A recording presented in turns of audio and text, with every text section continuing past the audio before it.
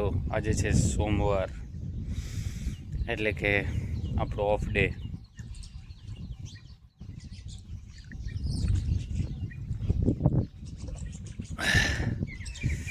સવારના પૂરમાં નહીના પેટે પાણી. અને આજે છે આપણું ડાયટથી બ્રેક, એટલે કે એક દિવસ આખો દિવસ ઓફ લેવાનો છે ડાયટથી. આજે આપણે ખાલી ફ્રૂટ અને થોડા ઘણા ફેટ્સ માટે માંડવીના બી, અને ખાસ કરીને આજ ખાસી આપણે દહીં. કેમ કે તમે જો એક હાઈ પ્રોટીન ડાયટ ફોલો કરતા હોય કે પછી એક અઠવાડિયામાં એવું ખાતા હોય છે જેમાં હાઈ પ્રોટીન રહેલું હોય, તો એક દિવસ ઓફ દેવો જરૂરી છે.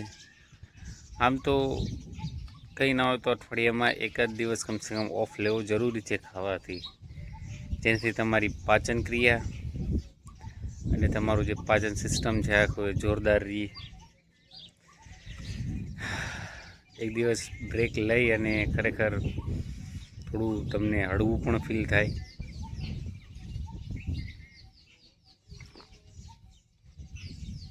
તો આજ આખો દિવસ આપણે લગભગ ફ્રૂટ અને થોડા ઘણા ફેટ્સ માટે આપણે માંડવીના બી અને દહીં લેશી. બસ આપણે મિલ તો બે જ કરશી, પણ એમાં અન્ન નહીં હોય કાંઈ પ્રકારનું, કે કોઈ બકાલું નહીં હોય. તો એસે દોસ્તો ચાલો જવું છે કામે. આજે આપણે એક્સરસાઇઝથી પણ ઓફ લેશી, પણ આજે આપણે સાંજે આવી અને એબ્ડોમિનલ એટલે કે પેટની કસરત કરશી સાંજે આવીને. તો ચાલો નીકળીએ કામે. બસ થોડીક વાર ચાલ્યા, ચાલો કામે. તો આજે પપૈયું એ પાચન માટે બહુ સારું છે, આપણે લીધું છે આજે. અને થોડાક છે માંડવીના બી 50 ગ્રામ. બહાર જઈએ અને આપણે લઈ થોડુંક દહીં દુકાનેથી. તો તે સેટ આજે આપણે બસ 3 જ વસ્તુ ખાશે. આજે ઝાકર બહુ આવી છે યાર, જોતા ચણા કાઢવાનું થશે આજે, અને ઝાકર આવી. આવું છે યાર, ખેડૂ હું મરે.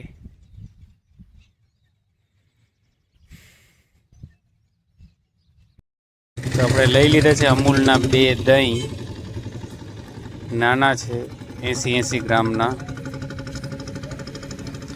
અને આપણે પહોંચી ગયા છીએ કામે.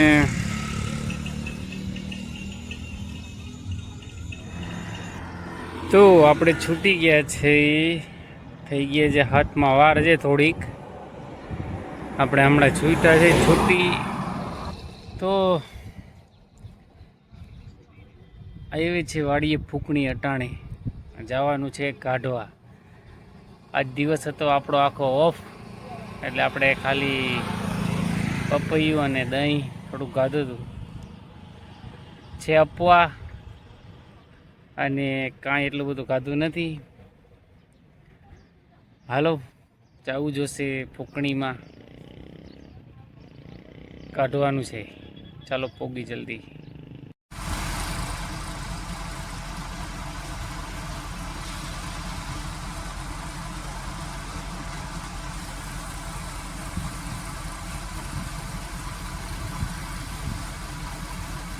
ફર હમણાં થઈ રહ્યા.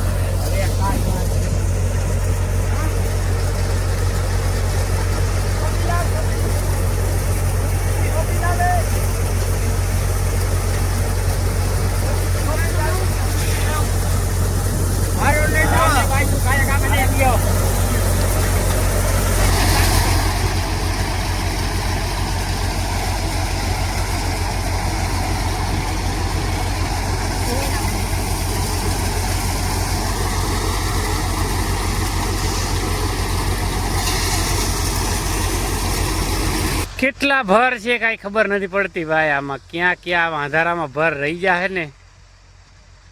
અને એક તો આના ટ્રેક્ટરમાં લાઇટ ઓછી થાય.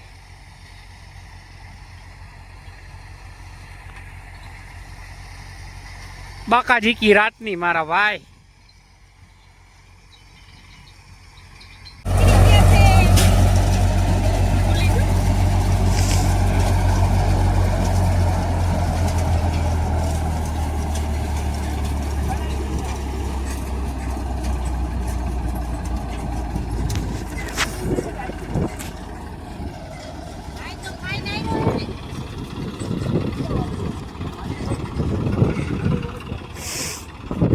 અંદાજો મારજો કેટલા થાય ચણા.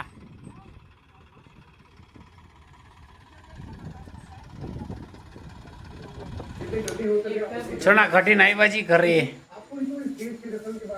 જો તમે હાલ ખાલી પેલા પૈસા વાલો નાઈ નાખી જવું છે વાડીએ ટિફિન દેવા. હજી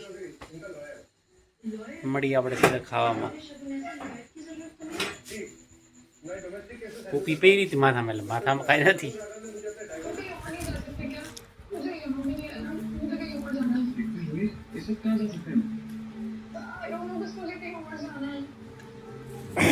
આવી રીતના ઉધરું બધું પાથરી લેવું હોય તો કંઈ ચાદર પાદર. અને પેલી એક્સરસાઇઝ છે આપણી જે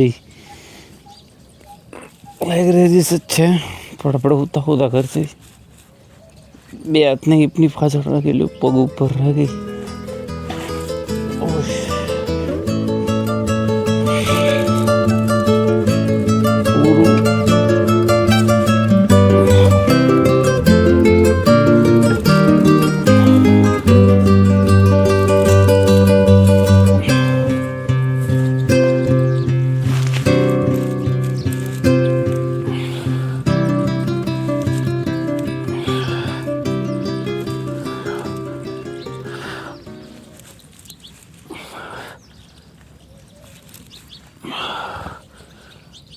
આ છે આપણી પહેલી એક્સરસાઇઝ.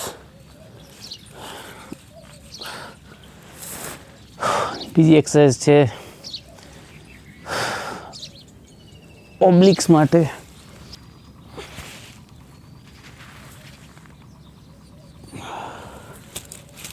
તમારાથી આ ન થાય તો રશિયન ટ્વિસ્ટ પણ તમે કરી શકો છો. સિમ્પલ છે. એ માટે પગનો સ્ટેન્ડ લઈ અને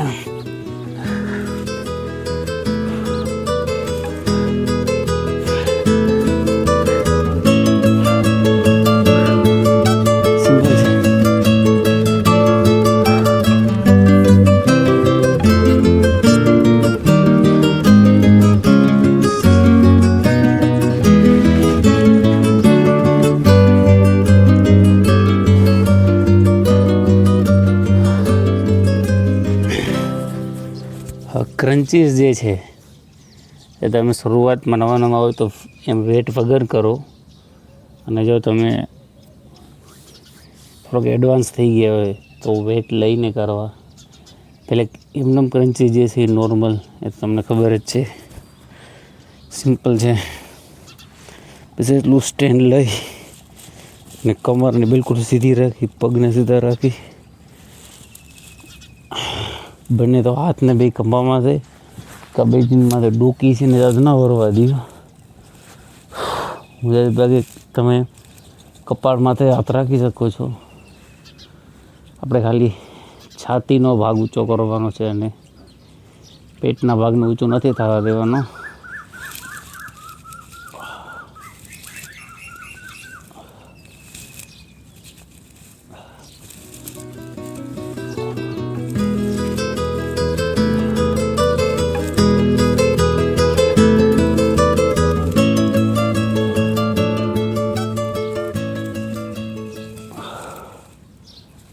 તો આ છે નોર્મલ.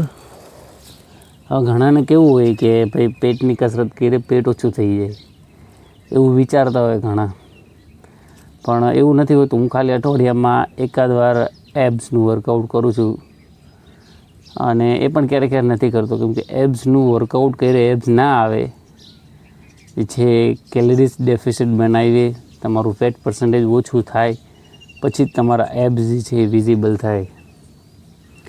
થોડુંક એડવાન્સ વર્ઝનની વાત કરીએ તો છાતી ઉપર વેટ લઈને તમે કરી શકો છો. કંઈક આ પ્રકારના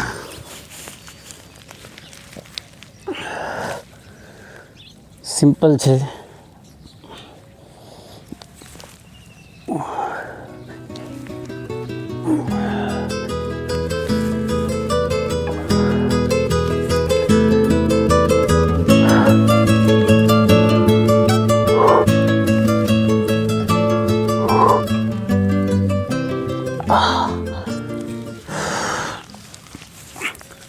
તો બસ આ ત્રણ જ એક્સરસાઇઝ હું કરું છું. ક્યારેક બદલાવું છું આમાં, ક્યારેક હેંગિંગ લેગ રેઝિસ કરું છું, ક્યારેક જે છે વુડ ચોપર કરું છું. એક્સરસાઇઝ બદલાવતા રહ્યું તો મજા આવે. મારા લઉં છું અત્યારે તો ખાલી બે સેટ જ લઈશ, કેમ કે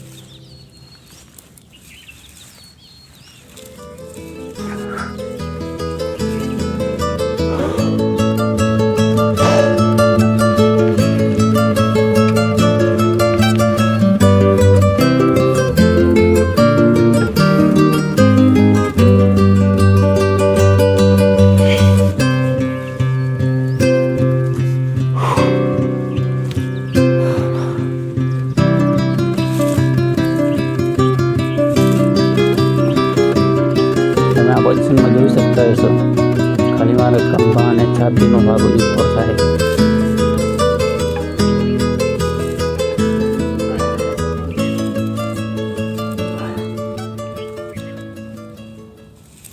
તો જસેદભાઈ સવાર થઈ ગઈ છે એકદમ જોરદાર. તો ભાઈ એબ્સ જે છે એને પણ તમે બીજા મસલ્સની કોણે જ લ્યો,